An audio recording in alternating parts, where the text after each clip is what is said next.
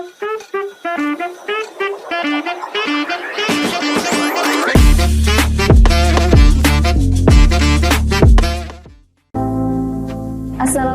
warahmatullahi wabarakatuh. Salam sejahtera, Om Swastiastu, Namo Buddhaya, salam kebajikan. Sahabat Pamong Desa, berjumpa kembali di podcast kami, tempat di mana kami akan membahas berbagai topik menarik seputar pengelolaan potensi desa. Bersama saya, Ulfa Julianti, dan hari ini sudah hadir di antara kita Ibu Ira Hayatunisma SEMM, Kasubdit Fasilitasi Keuangan Desa, Ditjen Bina Pemerintahan Desa, Kementerian Dalam Negeri. Langsung saja kita sapa beliau. Assalamualaikum Ibu Ira. Waalaikumsalam. Selamat pagi Bu. Pagi. Terima kasih sudah bergabung Ibu. Terima kasih juga sekali. Bu Ira, berbicara tentang pengelolaan potensi desa. Iya. Kita sering mendengar undang-undang desa, khususnya nomor 6 tahun 2014 yang sekarang sudah berubah menjadi undang-undang nomor 3 tahun 2024. Bisa nggak Bu dijelaskan secara singkat bagaimana undang-undang ini mendukung pengelolaan potensi desa? Ya, baik Mbak. Jadi Undang-Undang 6 yang sekarang juga sudah direvisi menjadi Undang-Undang 3, ini kita merupakan dasar hukum ya buat pemerintah desa dan juga masyarakat desa dalam melaksanakan pemerintahan desanya, terutama untuk menggali dan mendorong potensi desa untuk lebih maksimal lagi, seperti itu. Iya, lalu Bu, ada juga peraturan pemerintah desa dan Permendagri yang lebih teknis. Bisa nggak Bu dijelaskan bagaimana peraturan ini bekerja? Ya, jadi ada turunannya ya Mbak ya, ada PP 43 yang sampai hari ini sampai PP 11 ya, PP 11 ya, dan sekarang ketika Undang-Undang 3 ada perubahan, PP ini juga akan direvisi ya. Kemudian ini PP-nya itu mengetengahkan atau mengatur terkait dengan bagaimana potensi desa, bagaimana pengaturannya baik di masyarakat maupun di pemerintah. Nah, kemudian ada juga Permendagrinya, ya, itu terkait dengan pengelolaan keuangan desa, di mana hasil-hasil dari potensi itu harus tercatat secara transparan dan akuntabel, dan nanti akan bisa juga dikembalikan untuk pembangunan desa tersebut. Baik, Bu Ira, kalau dari strategi pengembangan Bu, apa langkah pertama yang harus dilakukan oleh desa Bu? Ya, langkah pertama itu adalah desa itu harus memetakan desa ini jenisnya apa. Gak semua desa harus jadi desa wisata, ya, karena semuanya ingin berlomba-lomba jadi desa wisata, akhirnya lupa dengan bahwa sebenarnya desanya itu potensinya apa, ya. Kalau memang agrobisnis, ya silahkan lanjutkan, ya, atau nelayan, ya, atau mungkin punya keadaan-keadaan alam yang lebih baik, itu silakan digali, ya, dan itu menjadi awal dari fokus untuk mereka menggali potensi desanya. Baik, nah Bu, setelah potensi ini teridentifikasi, lantas apa langkah selanjutnya Bu dalam hal pengelolaan?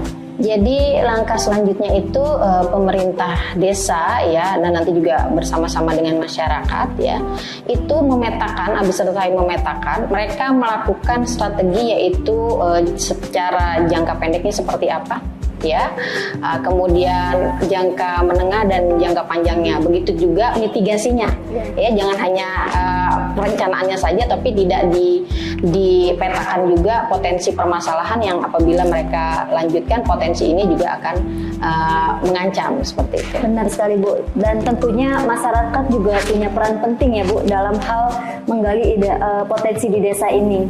Lantas Bu, bagaimana Bu pemberdayaan masyarakat bisa membantu? Ya, pastinya Mbak ya, karena masyarakat desa ini adalah bagian terpenting ya dari pembangunan di desa ya, dan mereka lah yang akan memberikan effort atau memberikan kontribusi terbesar ya, tidak hanya mereka sebagai penonton pasif gitu ya, hanya liatin oh ya berkembang gitu desanya ya sudah gitu ya kami bahagia, enggak gitu ya, mereka juga harus menjadi pemeran juga seperti itu. Baik, bagaimana Bu dengan keberlanjutannya nih Bu?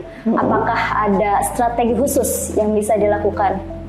Ya, keberlanjutannya setelah menentukan perencanaan ya, kemudian juga kita harus tetap juga menjaga lingkungan ya, karena kadang-kadang akibat dari penggalian potensi ini ya, kadang-kadang masalah lingkungan, masalah sumber daya alam, kemudian juga lingkungan sekitar ya, lingkungan sosial juga kadang-kadang terpengaruh. Nah, ini juga yang perlu kita seimbangkan ya, dan juga perlu kita lakukan pembinaan kepada pemerintah desa. Iya, berarti berkaitan dengan hal itu ternyata potensi desa ini juga bisa mendorong ekonomi lokal ya Bu ya. Betul. Bagaimana menurut Ibu?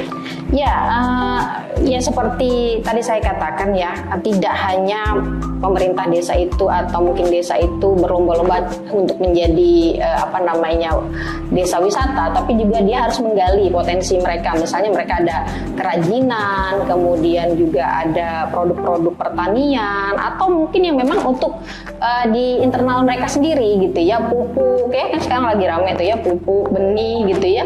Jadi nggak mesti mereka harus yang wow banget ya, tapi yang jelas mereka bisa memenuhi yang di dalam saja itu sudah merupakan bagian dari awal dari penggalian potensi. Dan tentu saja untuk menggali potensi-potensi itu infrastruktur menjadi hal yang sangat penting ya Bu ya. Pastinya ya, seperti jalan, transportasi, yang sekarang lagi digembangkan adalah digitalisasi desa atau internet ya.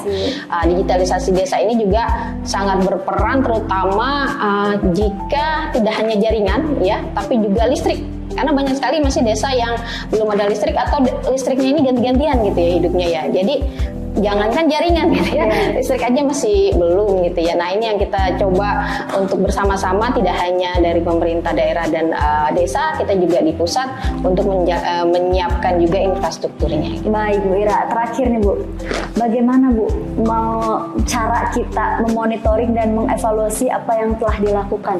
Ya, kita setelah mengarahkan ya, melakukan pembinaan ya, baik dari secara secara regulasi, kemudian juga mungkin dari hal-hal seperti ini ya, dari sosial media dan lain-lain. Ini kita juga perlu lakukan monitoring dan evaluasi, walaupun mungkin caranya atau biayanya itu terbatas ya. Nanti mungkin kita kita evaluasi lagi bagaimana caranya supaya bisa maksimal gitu ya. Tapi mungkin kalau untuk saat ini kita bisanya hanya sampling ya, untuk melakukan monitoring dan evaluasi terkait dengan potensi desanya, kemudian targetnya apa gitu ya. Baik, luar biasa sekali Bu Ira, banyak sekali wawasan yang kita dapatkan hari ini ya Bu ya. Terima kasih Bu Ira atas penjelasan yang sangat detail sekali. Sama-sama.